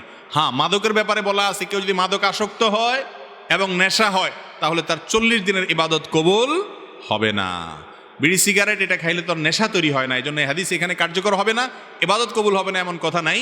কিন্তু মুখ পরিষ্কার করে কি করতে হবে? মসজিদে যেতে হবে। এরপরে প্রশ্ন হলো, স্বামী স্ত্রী সহবাসের পর গোসল না করলে সংসারের অকল্যাণ হয়। অনেকে গোসল না করে ঘরের কিছু ধরতে না করেন, এ বিষয়ে ইসলাম কি বলে? সন্দেহ নাই যে গোসল ফরজ হলে দেরি না করে দ্রুত যত অল্প সময় সম্ভব গোসল করে ফেলা উচিত। কারণ গোসল যখন মানুষের ফরজ হয়, ওই সময়ে সে নানা কারণে আল্লাহর রহমত থেকে দূরে থাকে, নাপাক শরীর আছে। তো এই জন্য দ্রুততার সাথে যত অল্প সময় সম্ভব নাপাক দূর করে ফেলা উচিত। যদি কোনো কারণে অপেক্ষা করতে হয়, মাঝরাতে গোসল ফরজ হয়েছে, ভোর রাতে গোসল করবেন, নামাজের আগে আগে পরবর্তী নামাজের আগে যদি করেন অসুবিধা নাই, হয়ে যাবে। কিন্তু এই ক্ষেত্রে সুন্নাত হলো উজু করে নেওয়া। শুইবেন তাহলে উজু করে নেন, অন্য কাজ করবেন গোসলটা একটু পরে করবেন, 2 ঘন্টা পরে করবেন, তাহলে আগে উজু করে নেন, তারপর অন্য কাজ করেন, কোনো অসুবিধা নাই। এক্ষেত্রে আপনার গোসল না করে কিছু ধরতে দেয় না। মহিলাদের ব্যাপারে এই ফতোয়াটা বেশি, তাই না? পুরুষ বেটা শুয়া নাক টানতেছে 11টা পর্যন্ত, কেউ কিছু বলে না। ওই বেচারি কিছু ধরতে গেলেই বেয়াদব খবিশ গোসল কর, গোসল না করলে সব অকল্যাণ হবে। ওই বেটা যে খবিশ যে শুয়া রয়েছে সেটার উপরে কোনো মাথা ব্যথা নাই। আমার দেশে যত ভুল ভাল ফতোয়াবাজি সব মহিলাদের উপরে চড়ে, সব মহিলাদের উপরে। বাপের সম্পত্তি ছেলে নিলে কোনো অসুবিধা নাই, বরকত হবে। মেয়ে নিলে বলে বাপ দাদার সম্পত্তি মেয়েরা নিলে এটা সয় না, সয় না। কি মশলা বানাইছে দেখছেন? মহিলাদের সয় না, ওনার সয়। খাওয়ার জন্য একটা মশলা বানানিছে, আর আত্মসাত্য করবে, বন্ডে দিবে না। তো আইডিয়া বাইর করছি কি, এটা নিলে সয় না। একই বাপের সম্পদ তুমি নিয়ে লাখপতি কোটিপতি হইতে পারবা মাশাআল্লাহ, ওই বেটি নিলে তার সইব না, তোমার সইছে কেমনে? এগুলা সব মহিলাদের বিরুদ্ধে। আমাদের সঙ্গে যে শিরক করে তাকে কখনো অন্তরের গভীরে জায়গা দিয়ে পরম আপন বানানোর সুযোগ নেই। তবে হ্যাঁ, ইসলামের সৌন্দর্য যেন সে দেখতে পারে, তার কাছে প্রকাশ হয়, সেই জন্য আপনি ব্যবস্থা অবশ্যই গ্রহণ করতে পারেন, আন্তরিকতা দেখাতে পারেন, একসাথে থাকা খাওয়া লেনদেন এগুলো করতে পারেন। এরপরে প্রশ্ন হলো, অনেকে অনেক মহিলাই মাসিক অবস্থায় ঢালাওভাবে 7 দিন নামাজ পড়েন না। অনেকের ক্ষেত্রে দেখা যায় 5ম দিনে মাসিক বন্ধ হয়ে যায়, সেক্ষেত্রে কততম দিন থেকে সালাত আদায় করবেন? এটা আমাদের অনেক মা বোনদের ভুল কাজ। মাসিক থেকে তিনি পবিত্র হয়ে গেছেন, অলসতা করতেছেন যে অমুক ওয়াক্ত থেকে শুরু করব। মাসিক থেকে পবিত্র হয়ে গেছেন মাগরিবের পরে সন্ধ্যায়, এখন এশার জন্য আবার গা গোসল ধোবে, কষ্ট লাগে, অলসতা লাগে, তো ঠিক আছে কালকে জোহর থেকে পড়ব। রাত্রে সুস্থ হয়ে গেছে, ফজর সমার করেন। অনেক মা বোনরা এই কাজটা করেন, ভয়াবহ অপরাধ। ইচ্ছাকৃত ঠান্ডা মাথায় আপনি ফরজ নামাজ ত্যাগ করছেন। যদি কারোর মাসিক 5 দিনে বন্ধ হয়, তাহলে যেদিন বন্ধ হয়েছে, যে অক্ত বন্ধ হয়েছে তার পর থেকে তিনি নামাজ পড়া শুরু করতে হবে। তিনি 7 দিনের জন্য অপেক্ষা করলে 2 দিনের নামাজ তরককারী হিসাবে গুনাহগার হবেন। ইচ্ছাকৃত ঠান্ডা মাথায় নামাজ তরক করা এটা কুফরি, আল্লাহকে অস্বীকার করার শামিল। এই কাজ কোনো মুসলমান বোন বা ভাই কারোরই করা উচিত নয়। এরপরের প্রশ্ন হলো, খরগোশের গোশত খাওয়া কি জায়েজ আছে? খরগোশের গোশত খাওয়া জায়েজ আছে, এটাই প্রায় জমহুর সকল ইমামদের মত। নবী করিম সাল্লাল্লাহু আলাইহি সাল্লামের জন্য আনাস রাদিয়াল্লাহু তাআলা আনহু একটা খরগোশ শিকার করে আনছেন। শিকার করে আনার পর নবী করিম সাল্লাল্লাহু আলাইহি সাল্লাম সেখান থেকে খেয়েছেন। বোঝা গেল খরগোশের গোশত খাওয়া যাবে, যদি কেউ খেতে চায় খাবেন, আর যদি কারো রুচিতে না কুলায় তিনি না খাইলে অসুবিধা নেই, এটা তার ব্যাপার। কিন্তু শরীয়ত যেটাকে হালাল করছে ওইটাকে হারাম করা যাবে না। রিমাতু হারিমা মা আহাল্লাল্লাহু লাক, এটা হালাল, আপনার মনে চাইলে আপনি নাও খেতে পারেন, কারণ মনে চাইলে তিনি খাবেন। মুসাফার কোনো দোয়া আছে কিনা? মুসাফা করার জন্য একটা দোয়ার কথা আবু দাউদে বর্ণিত হয়েছে। সে হাদিসের সনদকে কোনো কোনো মুহাদ্দিস যায়িফ বলেছেন, কিন্তু এ বিষয়ে আরও বিভিন্ন বর্ণনাকে একত্র করলে দেখা যায় যে মুসাফা করে আরেকজনের সাথে, এই মুসাফার সময় তারা একে অন্যের জন্য দোয়া করাটা, মাগফিরাতের দোয়া করাটা, এটা মুস্তাহাব, ভালো। ইয়াগফিরুল্লাহু লানা ওয়া লাকুম, আল্লাহ আমাদেরকে, তোমাদেরকে, আমাকেও তোমাকে মাফ করে দেখে, এইভাবে দোয়া করা যেতে পারে। মুসাফা 1 হাতে করার বিষয়ে হাদিস আছে, আবার 2 হাতে করার বিষয়ে হাদিস আছে। এটা নিয়ে আমাদের ভেজাল করার কিছু নাই যে একটাই শুদ্ধ আর একটা অশুদ্ধ, বরং দুইটাই হাদিস দ্বারা প্রমাণিত আছে। আর মুসাফার দোয়া এটা খুব শক্তিশালী, একেবারে সুস্পষ্ট, একেবারে বিশুদ্ধ কোনো হাদিস না থাকলে বিষয়ে অনেকগুলো রেওয়ায়েত আছে, সবগুলো একত্র করলে আমলযোগ্য মনে হয়। অনেক উলামায়ে কেরাম আমলের পরামর্শ দিয়ে থাকেন। কি ভাই, প্রশ্ন তো এখনো আসবে।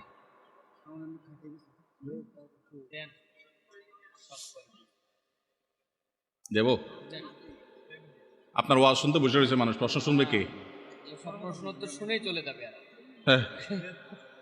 তৌফিক দান করুন। আমরা অনেক সময় দেখা যায় নতুন গাড়ি কিনছে, হুজুর আইনা, আমরা অন টাইমে বিশ্বাসী সব, এখন লং টাইমে আমরা বিশ্বাসী না। হুজুর আনছে, হুজুর বসেন, খতম টতম পড়ে ট্রাক, নতুন ট্রাক কিনছি, পয়সা দোয়া দরুদ করে দিয়ে যান, শেষ, আর বন্ধ নতুন লাগবে না, একবারে শেষ করে ফেলছি। না ভাই, এটা সিস্টেম না। ট্রাকের গায়ে মাশাআল্লাহ তাবারাকাল্লাহ লিখে দেন, এবং বদনজরকারী যাতে দেখে ওইটা একটু পড়ে, ওইটা একবার যদি সে পড়ে যতই তাকে এক বদনজর লাগবে না। তাহলে বদনজরের বিষয় আমাদের পরিষ্কার হয়েছে তো ইনশাআল্লাহ। এরপরে প্রশ্ন হলো, মা বাবার বদদোয়াও যে কবুল হয় তা যদি সংক্ষেপে বলতেন। মা বাবার বদদোয়াও কবুল হয় কি? মা বাবার বদদোয়া তো সবচেয়ে বেশি কবুল হয়। যাদের দোয়া বেশি কবুল হয় তাদের বদদোয়াও বেশি কবুল হয়। মা বাবার দোয়া হলো পৃথিবীর সবচেয়ে পাওয়ারফুল দোয়া। পাওয়ারফুল দোয়া, যে দোয়াগুলো আল্লাহ তাআলা ফিরিয়ে দেন না, সেই দোয়াগুলোর মধ্যে শীর্ষস্থানে আছে মা বাবার দোয়া। সন্তানের জন্য যদি দোয়া করে, সেই মা বাবার সাথে যদি কেউ বদদোয়া, বেয়াদবি করে, মা বাবার হক নষ্ট করে, মনে কষ্ট দেয়, আল্লাহর জমিনে এর চাইতে বড় কপাল পোড়া আর হতে পারে না।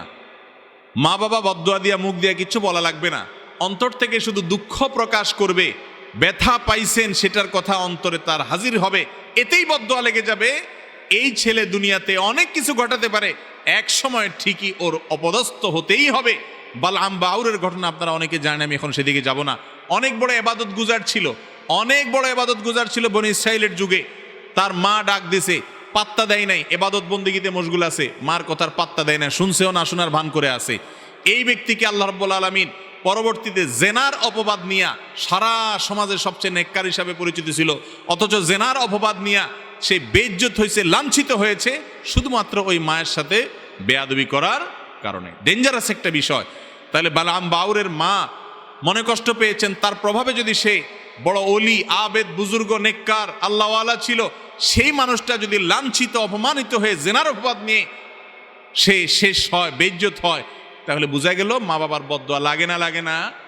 ভাইরা আমার, রেদার রব্বে ফি রেদাল ওয়ালিদাইন, মা বাবা খুশি তো আল্লাহ খুশি। ওয়া সাখাতুর রব্বে ফি সাখাতিল ওয়ালিদাইন, মা বাবা নাখোশ তো আমার আল্লাহ নাখোশ। আল্লাহর ওয়াস্তে মা বাবাকে অসন্তুষ্ট করবেন না ভাইরা। হয়তো আপনার মা অশিক্ষিত, আপনার বাবা কিছু বোঝে না, হয়তো তাদের এত সেন্স টেন্স নাই, দু একটা ধমক দিলে কিছু বলবেও না, ভাইরে তারপরে এই কাজটা করবেন না। যেদিন হারিয়ে ফেলবেন এরপরে হুজুরদের কাছে দৌড়াবেন, হুজুর মা বাপের হক নষ্ট করছি, এখন তো মারা গেছে, কি করবেন? রাস্তা রাস্তায় ঘুরবেন, আর কোনো সুযোগ সেরকম হয়তো থাকবে না। এই জন্য মা বাবার বদদোয়াটা খুবই ডেঞ্জারাস।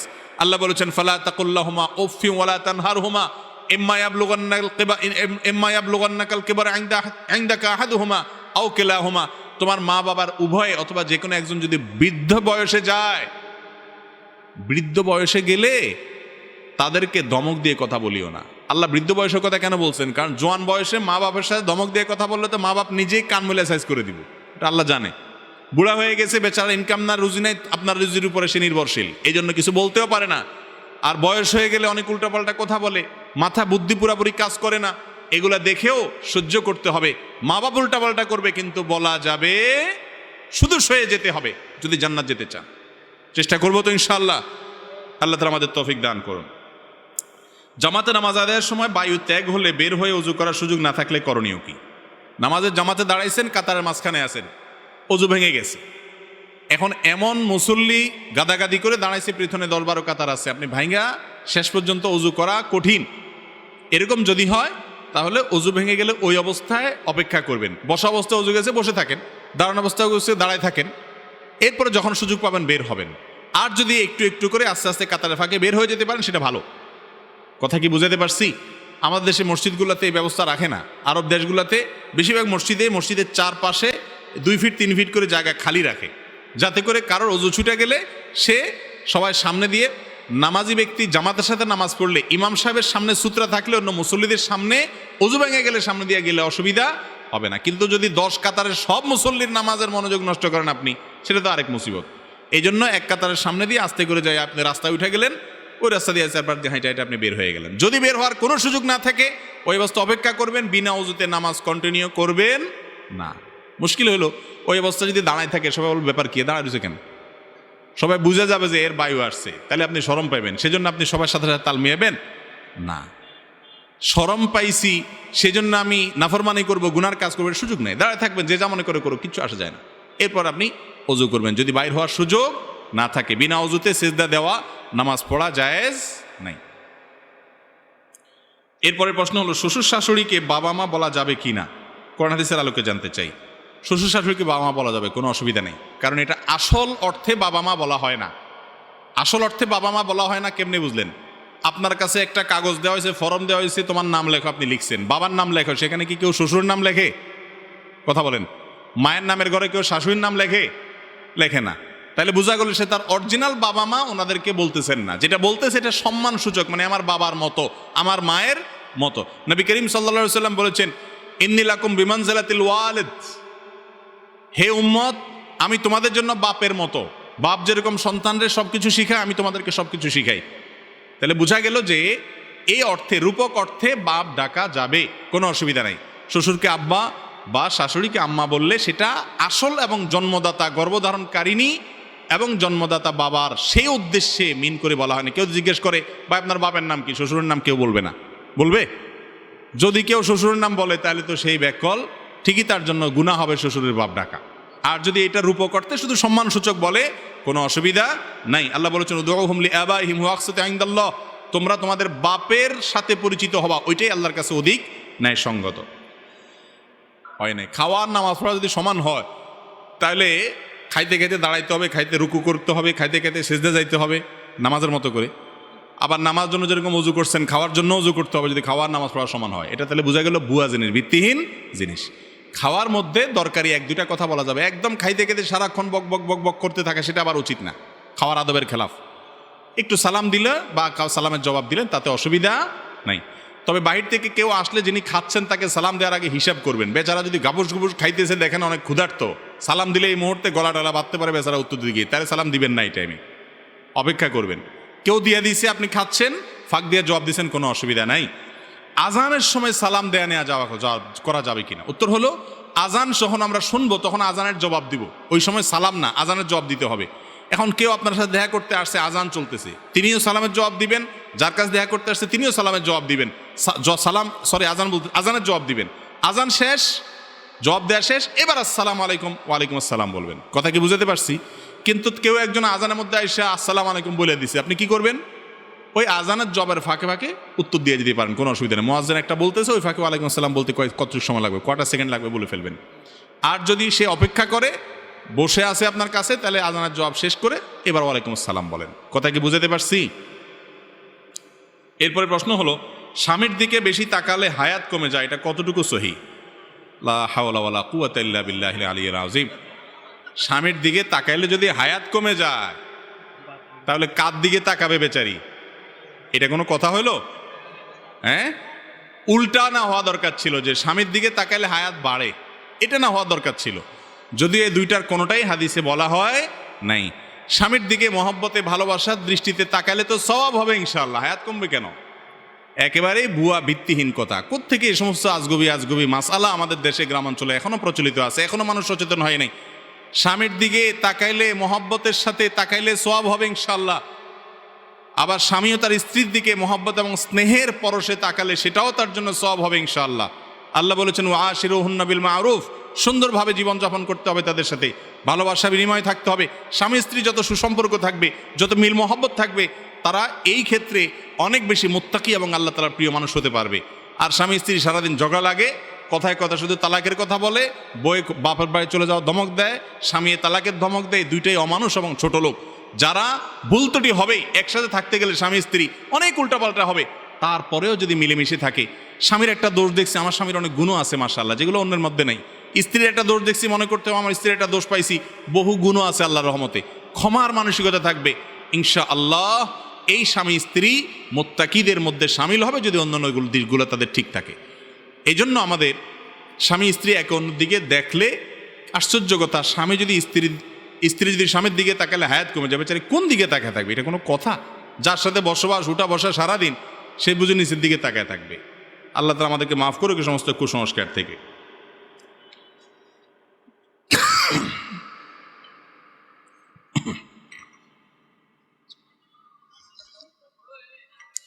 এরপরে প্রশ্ন হলো, নামাজে যাওয়ার আগে অনেকেই সিগারেট বিড়ি খেয়ে নামাজ আদায় করে, নামাজ আদায় হবে কিনা?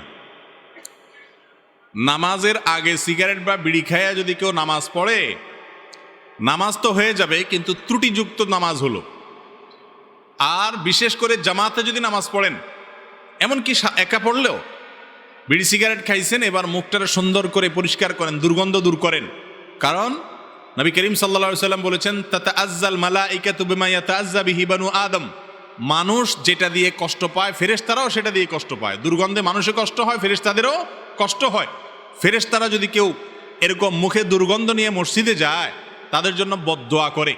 এই জন্য বিড়ি খাইছেন, সিগারেট খাইছেন, এক অন্যায় করছেন, এখন নামাজ না পড়লে তো ডবল অন্যায় হবে। অতএব এক অন্যায় করছেন, ওটার জন্য মাপ চেয়ে মুখ টুক ধুয়ে দুর্গন্ধ দূর করে তারপরে এবার মসজিদে যান। কথা কি বুঝাতে পারছি? কিন্তু বিড়ি সিগারেট খাইলে যে নামাজ হবে না, এমন কোনো কথা নাই। হ্যাঁ, মাদকের ব্যাপারে বলা আছে, কেউ যদি মাদক আসক্ত হয় এবং নেশা হয়, তাহলে তার 40 দিনের ইবাদত কবুল হবে না। বিড়ি সিগারেট এটা খাইলে তোর নেশা তৈরি হয় না, এই জন্য হাদিস এখানে কার্যকর হবে না, ইবাদত কবুল হবে না এমন কথা নাই। কিন্তু মুখ পরিষ্কার করে কি করতে হবে? মসজিদে যেতে হবে। এরপরে প্রশ্ন হলো, স্বামী স্ত্রী সহবাসের পর গোসল না করলে সংসারের অকল্যাণ হয়। অনেকে গোসল না করে ঘরের কিছু ধরতে না করেন, এ বিষয়ে ইসলাম কি বলে? সন্দেহ নাই যে গোসল ফরজ হলে দেরি না করে দ্রুত যত অল্প সময় সম্ভব গোসল করে ফেলা উচিত। কারণ গোসল যখন মানুষের ফরজ হয়, ওই সময়ে সে নানা কারণে আল্লাহর রহমত থেকে দূরে থাকে, নাপাক শরীর আছে। তো এই জন্য দ্রুততার সাথে যত অল্প সময় সম্ভব নাপাক দূর করে ফেলা উচিত। যদি কোনো কারণে অপেক্ষা করতে হয়, মাঝরাতে গোসল ফরজ হয়েছে, ভোর রাতে গোসল করবেন, নামাজের আগে আগে, পরবর্তী নামাজের আগে যদি করেন অসুবিধা নাই, হয়ে যাবে। কিন্তু এক্ষেত্রে সুন্নাত হলো উজু করে নেওয়া। শুইবেন তাহলে উজু করে নেন, অন্য কাজ করবেন গোসলটা একটু পরে করবেন, 2 ঘন্টা পরে করবেন, তাহলে আগে উজু করে নেন, তারপর অন্য কাজ করেন, কোনো অসুবিধা নাই। এক্ষেত্রে আপনার গোসল না করে কিছু ধরতে দেয় না। মহিলাদের ব্যাপারে এই ফতোয়াটা বেশি, তাই না? পুরুষ বেটা শুয়া নাক টানতেছে 11টা পর্যন্ত, কেউ কিছু বলে না। ওই বেচারি কিছু ধরতে গেলেই বেয়াদব খবিশ গোসল কর, গোসল না করলে সব অকল্যাণ হবে। ওই বেটা যে খবিশ যে শুয়া রয়েছে সেটার উপরে কোনো মাথা ব্যথা নাই। আমার দেশে যত ভুল ভাল ফতোয়াবাজি সব মহিলাদের উপরে চড়ে, সব মহিলাদের উপরে। বাপের সম্পত্তি ছেলে নিলে কোনো অসুবিধা নাই, বরকত হবে। মেয়ে নিলে বলে বাপ দাদার সম্পত্তি মেয়েরা নিলে এটা সয় না, সয় না। কি মাসালা বানাইছে দেখছেন? মহিলাদের সয় না, ওনার সয়। খাওয়ার জন্য একটা মাসালা বানানিছে, আর আত্মসাত্য করবে, বন্ডে দিবে না।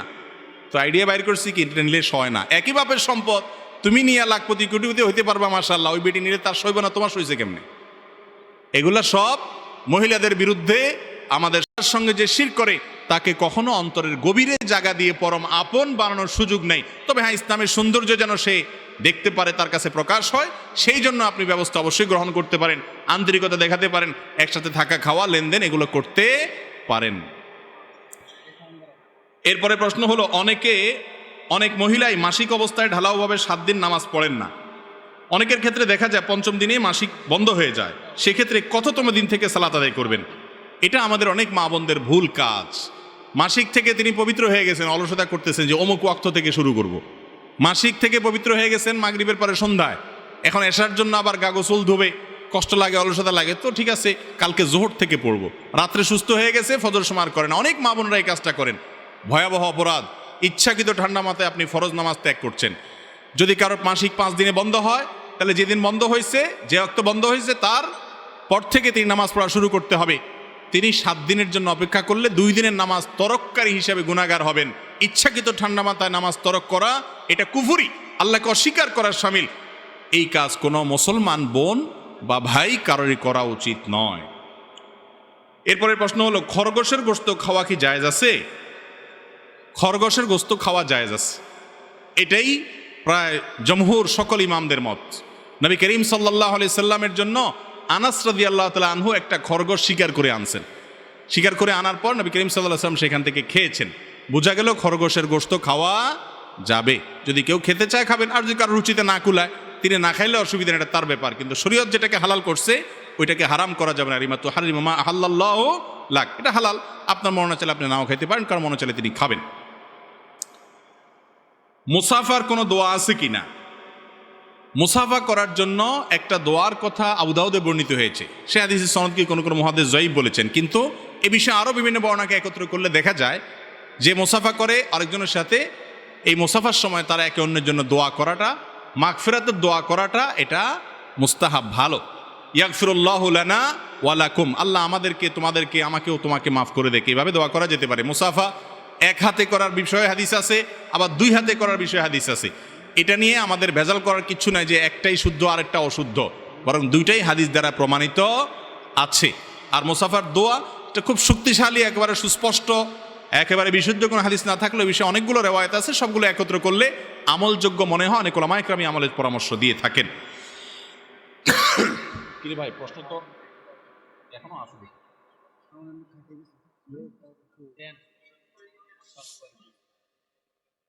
দেব আপনার ওয়াজ শুনতে বসে রয়েছে মানুষ, প্রশ্ন শুনবে কে?